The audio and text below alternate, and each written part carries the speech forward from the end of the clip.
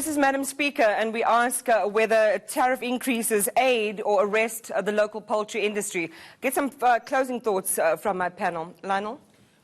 It's not as easy as Unathi is saying. The Fair Play movement has been involved in all sectors that are vulnerable to dumping, including the sugar industry. And there are many more factors than just the one that Unathi is raising that impacts on the sugar industry. The poultry industry is a very interesting one because 200 hatcheries with the number of chicken that is actually coming into the country. We could have had 200 hatcheries that can create around 10,000 jobs. But those 10,000 jobs are lost to the economy, are lost to these local communities because of these imports coming in at much cheaper. And we need to protect those communities, those families, and our economy, because it is the 6.1 million that went out due to this is not going to come back, not even to the fiscus. Yeah, okay, so but what about the reality then, Eustace, that, say we increase the tariffs, where's the support for the local, if that's the opportunity, because we still need chicken, 30% deficit, how is that actually going to happen to meet that demand in the face of basically trying to close off imports? You see, Iman, I think the priority for us, I think, as a country is the fact that we have such high levels of unemployment. The support programs do exist. What we must keep in mind is the fact that as you have local producers starting to go into business, you are going to have people employed. I mean, if you look at importers, it can be a one-man operation running from my own bedroom. You can run that with just a laptop and a cell phone. And what we're saying is that you need to stimulate these labor-intensive industries that will create direct jobs as well as indirect jobs across the whole value chain, because then you're going to absorb more and more people into the employment sector. And I think that's what we should keep in mind. Unathi? Iman, in 2012, SAPA gave me an award for my contribution to industry. In 2012, we wrote... You received it? I received it at Empire's Palace in a gala dinner for Unathi. You know what happened from that time? Nothing. And I'm here not because I want to be here, but because I'm creating jobs. I'm an entrepreneur.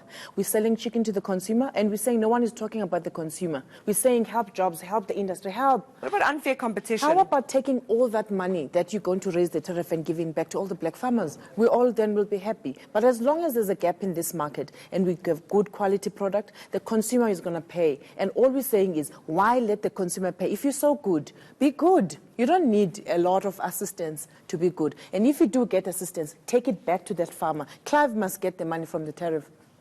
Sianda? I think what needs to be understood is that local product is not subject to tariff.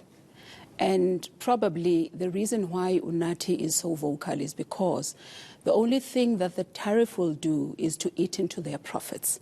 Because our experience has been that it has not really had an impact.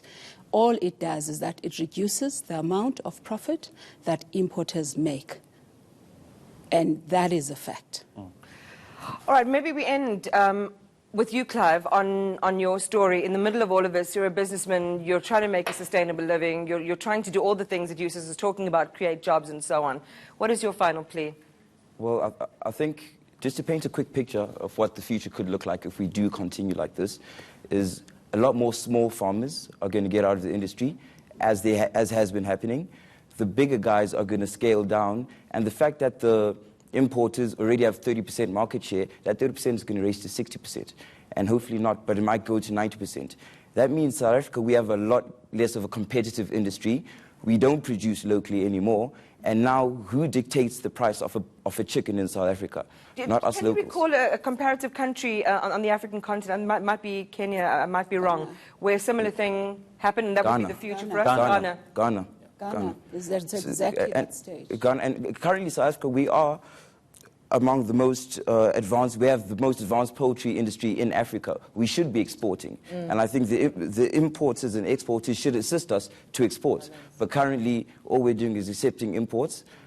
A lot of us small farmers don't have a market to sell our chicken to, and we're stuck in the middle of nowhere, shutting down. Thank you to all of my guests. I really appreciate your contribution. So the feathers are flying on this one, and where are the interests of South Africans in the pecking order? We wait for the dust on the price wars to settle. Thank you for watching.